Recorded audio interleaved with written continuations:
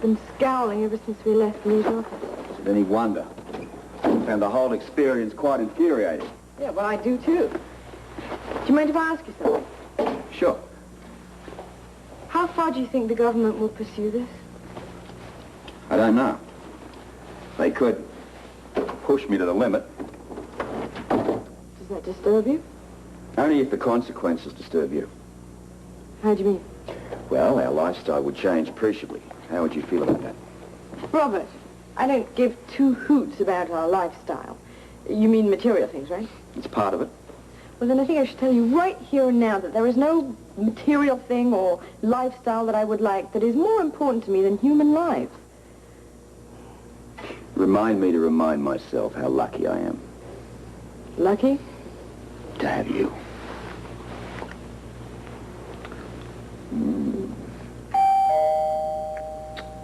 Now, if that's Jackson, I'm ready for him. Me too.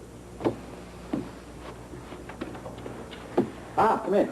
You were wondering how it went. Well, so far, so good. The Porchenkos are now safely in the quarter-main basement. And no problems with the family? Well, Edward did his usual grumbling, and of course they all wanted to know what was in the crates. And you told them furniture. You bet. In fact, Alan helped me to get the crates downstairs. Good. Sit down. Well, it won't be good for very long. We can't keep those Porchenkos locked up in the basement indefinitely. No, of course not. What about food and water? I told Edward that we'd be making trips back and forth. And he bought that? He seemed to. I just explained that we'd packed some things we hadn't intended to, and we'd be returning to sort those things out. Well, that'll do for the moment. But Celia's right. This is just a temporary solution. We must find a more permanent place to put them. Yeah, I've been thinking about that myself. Any ideas? Unfortunately, no. We're just going to have to put our heads together and come up with something. Well, there's something else I think we should think about, too, and soon. What's that? Protecting ourselves, Robert. We're getting into this deeper and deeper, and if we don't completely extricate ourselves, we could all end up in a lot of trouble. Yes, and the Porchenkos are in a lot of trouble right now. Well, I know, but that doesn't mean that we have to be as well. Celia, I think you're wrong. I think that helping the Porchenkos is worth anything. Yes. Any risk we have to take. And any consequences. Yes, that's all very well and noble. But I still say we're headed straight for disaster, and now is the time to stop it. Your coffee and nice fresh croissant for Monsieur le Commissionaire. I'm going to pass on the croissants. Oh, Robert! I know. Lots and lots of waste. There are thousands of little frogs out there hungry for those croissants. Actually, I was worried about the Porchenkos going hungry. I'm sure Grant and Celia provided for their breakfast. We don't even know if they managed to get dinner to them last night. I'm really worried. Darling, Grant and Celia are nothing if not very resourceful. And the Quartermains are nothing if not very cagey and a touch paranoid. I mean, Grant and Celia makes that basement without arousing suspicion. Maybe that's it. Oh, listen, I better get that. No. Scorpio. Yeah? Today? Certainly.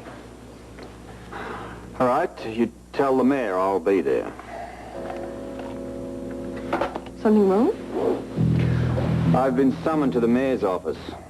I wonder if it's about this Porchenko involvement. But you've already been chewed out about that. I know, it's what concerns me. There really isn't anything else left to say.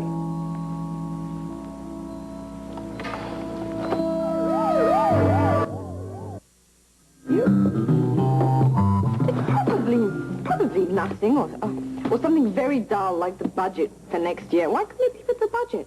Holly, I've already told you. Lee and I have had our department meeting. The budget was fully discussed.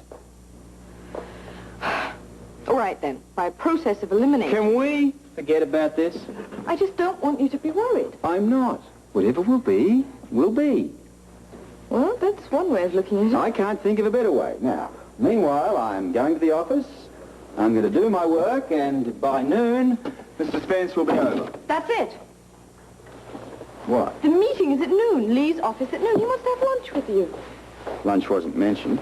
That's certainly logical. Darling, whenever I have lunch with Lee in his office, his secretary asks me what I want from the cafeteria. I usually reply, corned beef on rye. But she never fails to ask, Sweet little thing. Well, I'm sorry. About what? You're going to be stuck in his office without having any lunch. That's the least of my concerns. Oh, you are concerned, then? I'm worried. Jackson or some other person from the State Department may have found a way to apply more pressure to him. There's no reason to think that it is concerning the Porchenkos, though. I could think of a reason. What? I've just had a rather jolly thought. Oh? You recall the other day that I offered Lee my resignation? Right, and he refused to accept your offer. Maybe he's changed his mind. Oh, no, that's preposterous. Lee would never let you go.